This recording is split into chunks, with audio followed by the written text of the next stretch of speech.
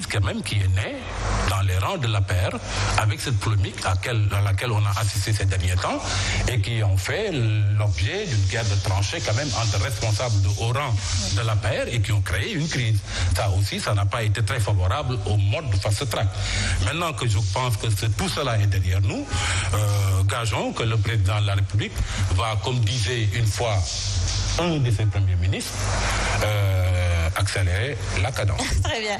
Alors, il vient de nous rejoindre sur ce plateau, l'honorable député Abdou Mbow. Bonsoir à vous, honorable. Bonsoir, je voudrais d'abord vous remercier de m'avoir permis de venir participer à cette émission.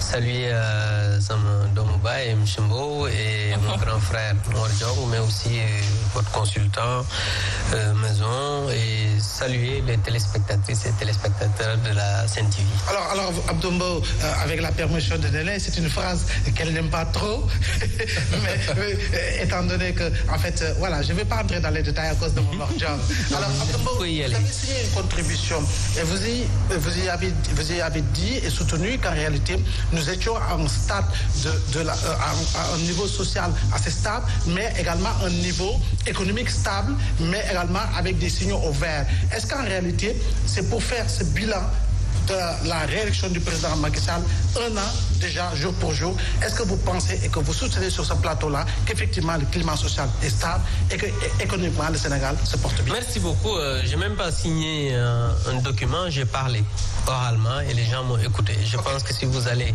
dans le net, J'avais cru que c'était une contribution. Non, juste pour vous dire que ce sera non seulement plus clair, parce que quand on parle, ça reste. Parce que comme le VAR est là, et je reviens un peu sur ce que j'avais dit, parce que moi je dis qu'aujourd'hui, sur le plan économique, j'ai bien dit la situation économique et financière au terme de l'année 2019, elle est stable et elle est très bonne. C'est moi qui l'ai dit et j'en veux pour preuve. Aujourd'hui, le niveau, par exemple, sur le plan de la croissance, on est à 6% et vous avez entendu le directeur général de la BCEAO faire une conférence de presse dernièrement pour dire qu'en 2020, la croissance est projetée à 6,20%. Je pense que ça, la BCEAO n'est pas à la solde du Sénégal. Et je pense que quand il donne des chiffres, c'est des chiffres exacts. Autre chose, et Momar Diong, je parle sous son contrôle, l'inflation aujourd'hui est maîtrisée à 1%. Ça aussi, c'est quelque chose par rapport, et contrairement aux critères de convergence de l'UEMOA qui est de 3%. Ça aussi, c'est très clair.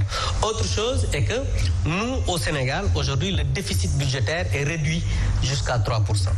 Je pense que ça aussi, c'est des choses très claires et je parle sous le contrôle encore de Momar Diong. Ça aussi, c'est quelque chose de... Maintenant, par rapport à la dette, le service de la dette, on n'a jamais été en retard. La dette aujourd'hui, elle est soutenable.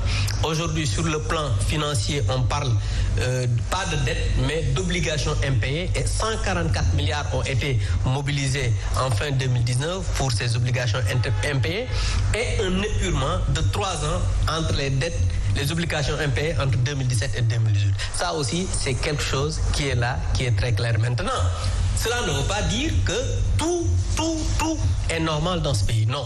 Mais je suis en mesure de dire que la situation aujourd'hui, elle est stable et on n'a pas de problème par rapport à la situation économique et sociale. Autre chose, 344 milliards ont été mobilisés pour les programmes sociaux du président de la République, c'est-à-dire les bourses de sécurité familiale, la CMU, parce que vous aviez entendu que la dette de l'État par rapport à la CMU, elle est très grande. Vous avez entendu ça. Le PUDC, il y avait eu de l'argent qui avait été programmé.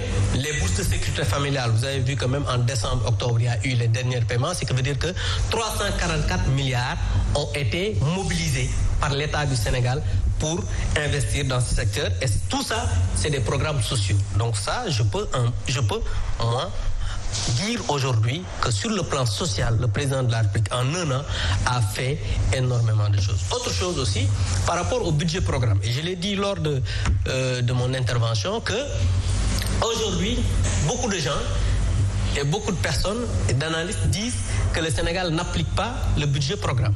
Ce qui n'est pas le cas. Parce que depuis le 1er janvier 2020, on est en train de dérouler ce qu'on appelle le budget programme. La seule différence, ou bien la seule chose aujourd'hui